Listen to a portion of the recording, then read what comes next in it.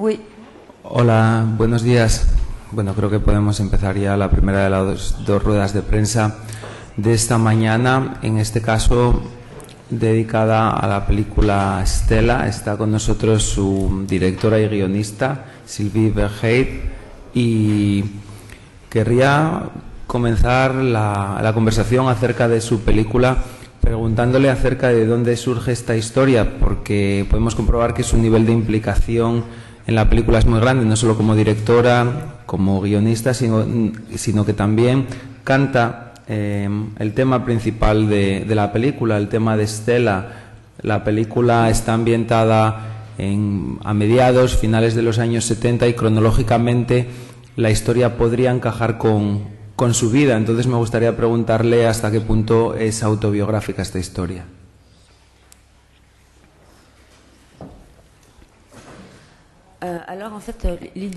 De hecho, la idea de la película surge del hecho de que mi hijo empezó a los 10 años en una buena escuela, es un buen alumno en París, y su entrada al instituto me recordó mi llegada, mi instituto, y me hizo pensar en mi situación. En aquel momento yo llegué con un balón de fútbol y en un instituto. Se puede decir que todos los hechos son biográficos, autobiográficos. Es verdad que después la manera de armarlos, estos hechos, se transforma en ficción, pero la idea, todo viene de la autobiografía. Tenemos una pregunta ya por aquí. Gracias por su película, me ha encantado, me ha tocado el corazón. Quería preguntarle por el proceso, yo la he interpretado como el proceso de adaptación de la infancia al difícil mundo de los adultos. Y quería preguntarle en este aspecto el papel de la cultura, de los libros, de la música, también el papel de la cultura como compañero en este complicado viaje, que es pasar de la infancia a la adolescencia, vamos.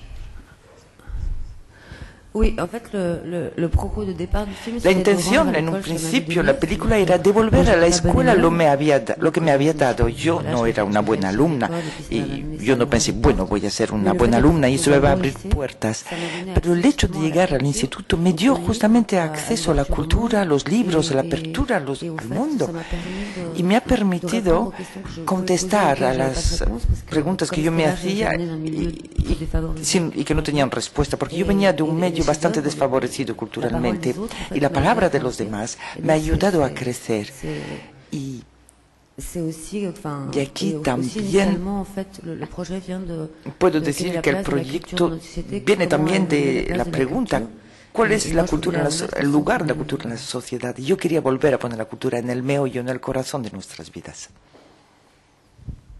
Bueno, bonjour. Bonjour. Yo quería saber cómo has encontrado a la niña y cómo ha sido un poco el rodaje. Pues de hecho, yo pensaba que me iba a llevar mucho tiempo encontrar a la actriz, porque todo descansa en esta niña, está en casi todas las escenas. He hecho un casting, claro, un casting que era a la vez un casting salvaje y de agencia. Y esta niña la encontré desde la primera semana. Yo supe que era ella inmediatamente, porque de verdad tenía algo distinto en comparación con los demás niños. No intentaba ser niña, no intentaba ser actriz, era alguien totalmente entero y al mismo tiempo determinado y frágil. Y yo supe que era ella, y después tuve que convencer al productor y después tuve que convencer a la madre, que en un principio rechazó cuando leyó el guión. Le gustaba mucho, pero le parecía un poco duro para su hija. Y después ha sido ella. Y hemos ensayado mucho antes del rodaje. Y lo que yo encontré en ella era que pude no rodar una película sin que ella supiese de qué iba. Tenía una madurez que le permitía entender las escenas. Y yo no quería rodar con una niña que no entendía lo que estaba interpretando. Y ella lo comprendía. Así que después el rodaje ha sido muy fácil. De verdad pude descansar en ella. Tuve muchos ensayos antes, pero en cambio en el rodaje la dejé muy libre y creo que esto funcionó. A mí me parece también relevante preguntarle acerca de las dificultades de hacer una película de época, porque aunque esa época sean los años 70, la ambientación resulta un reto. ¿Por qué plantearla así y no plantearla en el tiempo presente?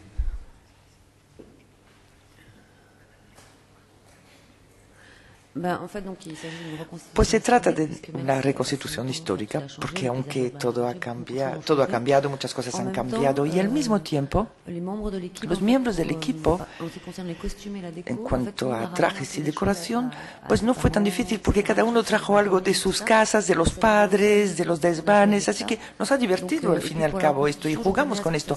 Y para la reconstitución yo insistía, porque a veces cuando hay un fallo se dice, bueno, es porque no es una buena adaptación.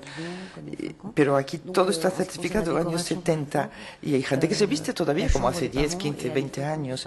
Y de hecho la habitación de los padres data de los años 50 y hay esta pequeña mezcla. Y el hecho de situar esta película en la época era porque yo quería ser muy fiel a nivel del testimonio. Yo era una alumna pésima, como Estela, así que ahí no hubo mucho cambio. Alguien que tiene dificultades escolares y las razones por las cuales las tenemos no cambian, son las mismas hoy y antes. En cambio, lo que ha cambiado es la respuesta a esta dificultad escolar. Yo quería situar esta acción 30 años atrás justamente para que pudiésemos preguntarnos qué era lo que había cambiado y la manera de aportar respuestas a estos niños, cómo había podido evolucionar esta respuesta aportada a los niños. Sí, quería preguntarle si vuelve a ver la película, si puede ver las escenas con Guillaume Depardieu y bueno, que nos contara un poco pues cómo trabajaron. Si le cuesta ver esas escenas donde está Guillaume Depardieu, sobre todo cuando le dice a la niña que la va a echar de menos. De manera general, cuando acabamos una película, se ha visto tanto en la película que ya no se mira, y yo no la he vuelto a ver. Y después es difícil pensando en Guillermo Depardieu, porque por supuesto su desaparición me ha dado mucha tristeza, pero más allá de la tristeza, lo único que me consuela es pensar que en la película encarnaba un personaje luminoso y positivo, y a menudo durante su carrera, en cambio, componía personajes muy oscuros, y a mí me gusta que conservemos esta imagen positiva y luminosa de él. Y esto me tranquiliza, aunque me dé tristeza la situación. Y después de esto, el rodaje con Guillermo ha sido fácil, porque en Francia podía ser difícil el rodaje, pero cuando se comprometía de verdad era alguien muy presente, y en esta película ha sido perfecto. Rodábamos en una cafetería donde todo el mundo bebía alcohol y él no bebió ni una gota de alcohol, por ejemplo. Estuvo muy presente. Instaló una relación con la niña muy particular para que todo funcionase bien, y en la película, en el rodaje, de verdad ha estado impecable. Después, claro, estamos tristes.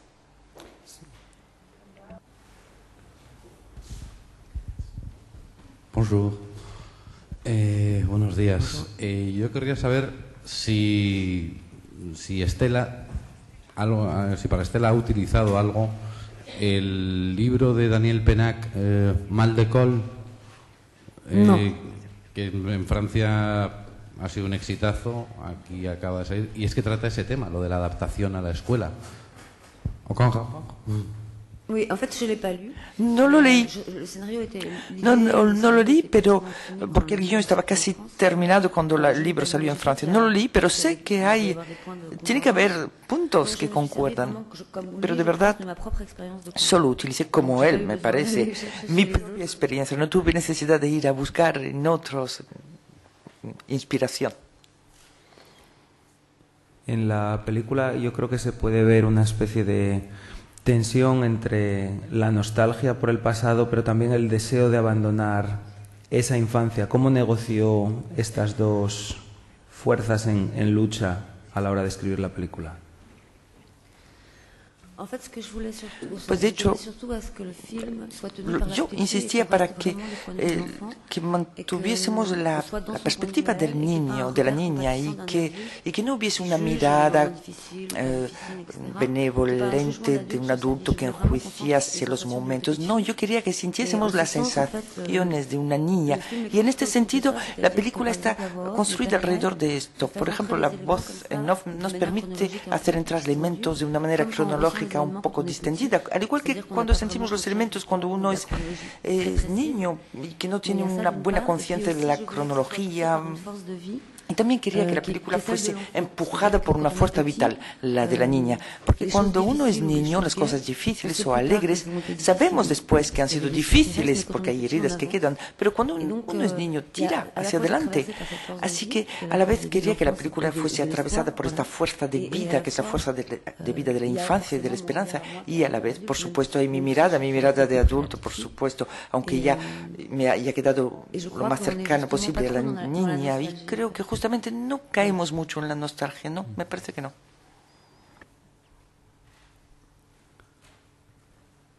¿Más preguntas?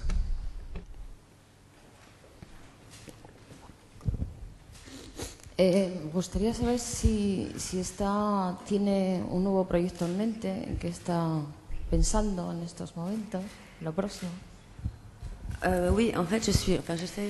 Sí, estoy escribiendo, adaptando algo totalmente distinto, porque acabo de terminar a Estela, que es más bien autobiográfico, y quiero hacer algo totalmente distinto. Intento adaptar Confesiones de un niño del siglo, de Musset, un autor francés clásico, una adaptación literaria, la cultura, el mundo de la cultura francesa.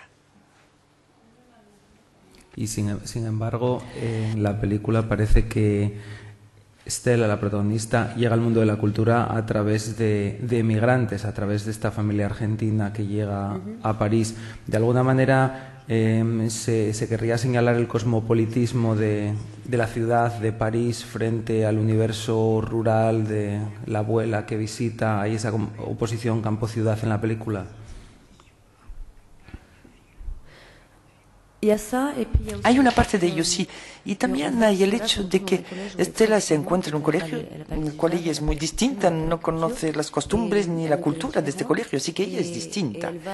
Y se siente atraída, y es recíproco, por una niña que también es distinta. Una niña que es argentina, hija de padres refugiados políticos, y al igual que ella no tiene las mismas costumbres que sus compañeras.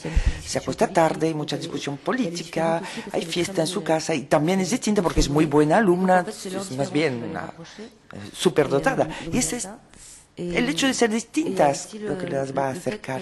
Y también el hecho de que más allá del campo, de la ciudad, hay el hecho de la mixidad social, que fue muy importante para mí. Es decir, el paso de la cultura el paso a la cultura en esa película pasa por la mixidad social, por el intercambio de estas dos niñas que son muy distintas. Y, por ejemplo, Gladys, la niña que es muy buena alumna y que tiene un terreno abonado intelectual, cuando va a casa de Estela está encantada porque puede ver la tele y ver cosas típicas de la cultura popular francesa a las cuales no accede ella en su casa. Así que, de verdad, aquí hay un intercambio posible.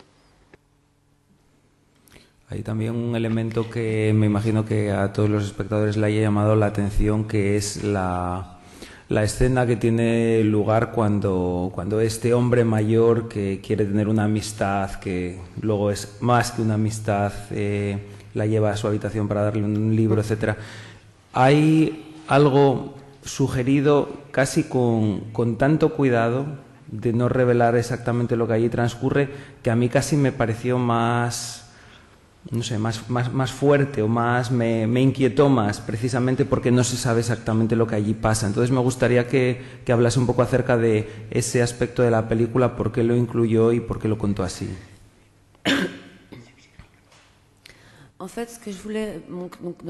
En la película quedan claros dos mundos que se oponen, el mundo desfavorecido de la cafetería y después el mundo de las reglas de la escuela donde no está integrada esta niña, que para ella también puede ser bastante agresivo. Así que en los dos mundos hay aspectos positivos y aspectos negativos. En el mundo del café quería mostrar que hay un mundo muy positivo, es cálido, hay siempre fiesta, podemos pensar que es estupendo porque juega a las máquinas en vez de hacer sus deberes, pero al mismo tiempo es una niña que está abandonada, que no está protegida en un mundo de adultos bastante violento. Y así quería mostrar justamente al revés de la medalla. Puede parecer rock and roll y simpático hacer moto de noche, pero al mismo tiempo hay el aspecto oscuro de un mundo de violencia, un mundo de hombres en el cual normalmente una niña no tiene por qué estar, y en un mundo sobre todo en el cual no está protegida porque sus padres trabajan demasiado para ocuparse de ella. Y esta escena está ahí para señalar esto, y la manera de la cual la he tratado viene del mismo principio de siempre. No quería tener una mirada de adulto, una perspectiva de adulto, y quería que se sintiese como lo siente la niña, así que intenté retransmitir esto. Y también quería que pudiésemos decir, bueno, no sabemos lo que ocurre, porque si hubiese caído, por ejemplo, en algo de abusos, pues la película ya no era lo que era, sino pasaba a ser una película sobre abusos, y no era lo que yo quería. Y por eso, por estas razones, he tratado la escena de una manera angustiosa, es verdad. Y podemos pensar, no sabemos lo que ocurre en el interior de la habitación, pero eso era lo que pretendía. En cierto modo, se me ocurre que ella también es un poco Caperucita, ¿no? En este mundo donde acecha el peligro. Sí, exactamente. Quería mostrar esto. Parecer simpático, alegre, cálido, pero no es un mundo para una niña, para que crezca. No es un mundo, no, para ella. Y quería mostrar que hay este peligro al acecho latente, permanente. Es exactamente esto. Y relacionado un poco indirectamente con esto está la cuestión de las primeras imágenes de la película. Cuando aparecen los créditos vemos a la niña bailando, maquillada, etcétera. No sabemos muy bien de qué va a tratar la película si no leemos la sinopsis. ¿Puede ser una pista falsa que nos sugiere que esta niña es una especie de Lolita?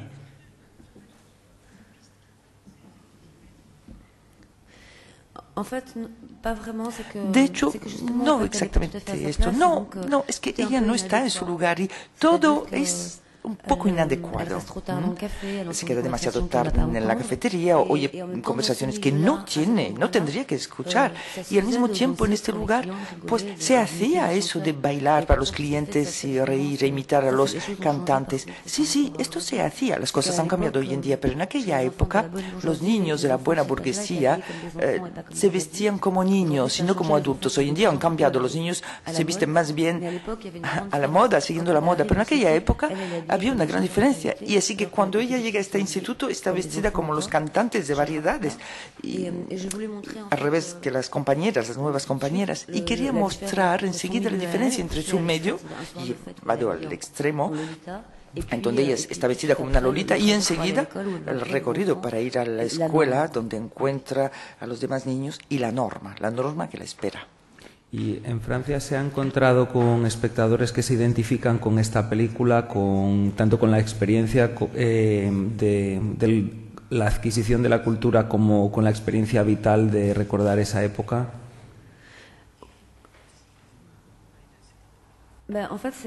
Pues de hecho es bastante especial, porque mucha gente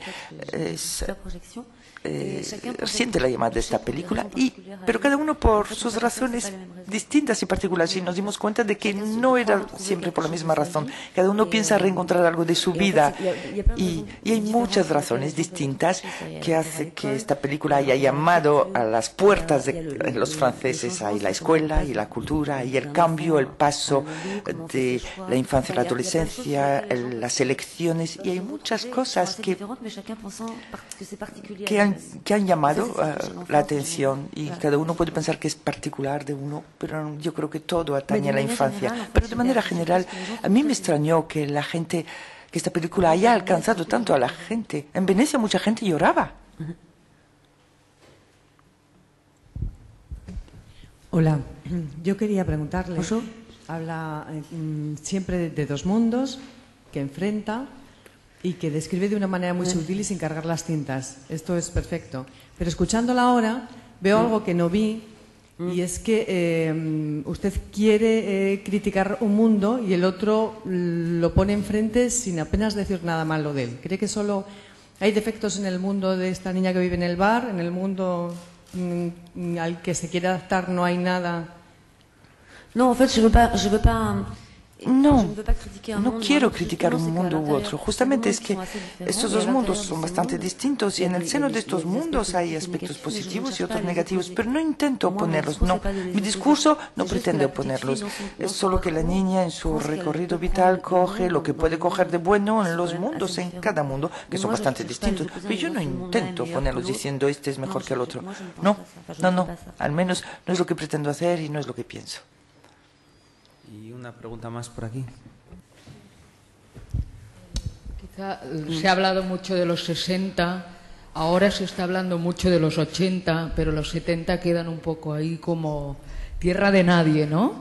Y es curioso porque es el puente, ¿no?, entre una cosa y otra, también lo que le pasa a la niña, el puente que tiene que pasar, ¿no? No sé si eso es intencionado o surge así de casualidad. Luego le quería preguntar en banda sonora si tuvo algún capricho musical, algún tema que dijo, este lo quiero poner. En cuanto a los años, pues yo me ceñí a los 70, porque justamente es el principio de los 70 y fin de los 70 y principios de los 80, es la llegada del punk y pasamos de verdad a los años 80. Así que era consciente, era una elección consciente pasar de una década a otra. Y en cuanto a la música, ¿qué capricho? Pues yo creo que era Ti amo.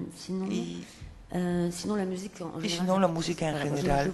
Bueno, yo quería un primer nivel de variedades, porque en un principio la niña se expresa a través de las palabras de una música muy popular, primer nivel. Y por ello elegí cantantes que no sé si conocen, pero que en Francia representan de verdad la música que ni siquiera fue retomada al segundo nivel. Y en Francia, no sé si ocurre aquí igual, pero en Francia hay bastantes cantantes de variedades que han sido después retomados en segundo nivel, pero los que yo elegí no. Y la música, de hecho, sigue la evolución. Se empieza por música popular, después un cantante, un cantautor, después es la música compuesta que domina. Así que bueno, elegí músicas que me decían algo a mí, claro. ¿Alguna pregunta más de la película?